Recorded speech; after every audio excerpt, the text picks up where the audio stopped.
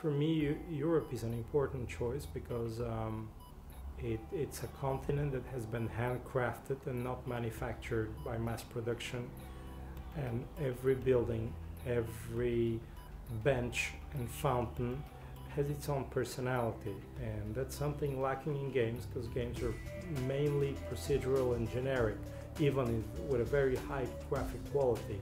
So I would always strive to look into a world where everything has a lot of individuality and a lot of presence and story. Paris and London are myths of what Occidental, Western civilization is based upon now. So we have to dwell into these myths and pass on this to new generations of gamers. This game did not have a story. It had a budget, a contract, a gameplay idea, but not a written story. So I would, say that we wrote the story through images, shifting between these crucial questions. Is it too far in the past? Is it too futuristic? Is it too wild or not interesting enough?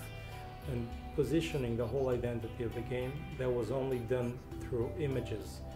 Then there was writing, there was chunks and bits that appeared based on images. Images were based on some of the writing, but it was a very organic process. And if this was to be a movie script, the sketches and the drawings would be the script for this story. It's mostly discussion, lots of discussion and brainstorm during these 3 years. Like as an example that I try to explain to the press is at some point we had a guy who was a town crier in the city, delivering message to the inhabitants. And while I was in Austin studio, there was a guy cleaning the glasses and stills in front of the office. And I tell in Austin, Texas. In Austin, Texas. I told Harvey, hey, it would be cool for the town crier because he's tall, and then it has slightly moved to the strongest character or the main villain of the games, the tall boys. And while I was designing this villain, I wanted some phosphorus for his arrows.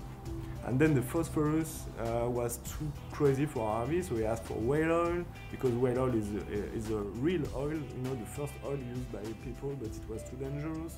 And then the whale oil was the main power for the city, so from a stilt or a coach, it has... It all got combined.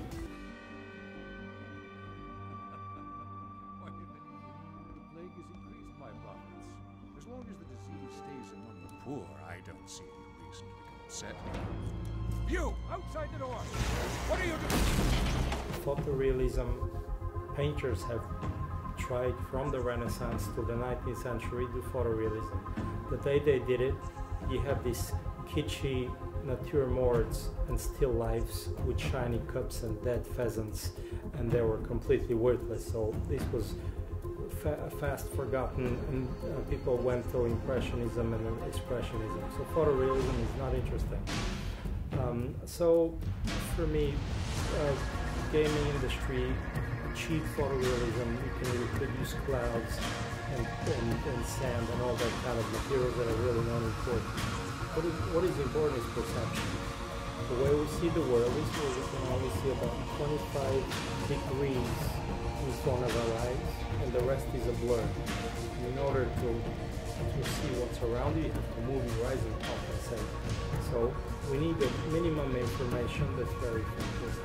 And what's in the sky and the texture of the clouds, that's completely useless for me. So we try to imitate or reproduce real perceptions rather than create useless photorealism where we take pictures of the sky and we recreate every pixel. So, screw the sky, it doesn't matter for this game.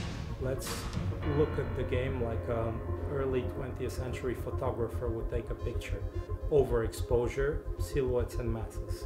We have a team with architects and a team with level designers. They work together, and architects really take care of the spaces, the architecture, the lighting. They work with environment artists that provides assets and demand.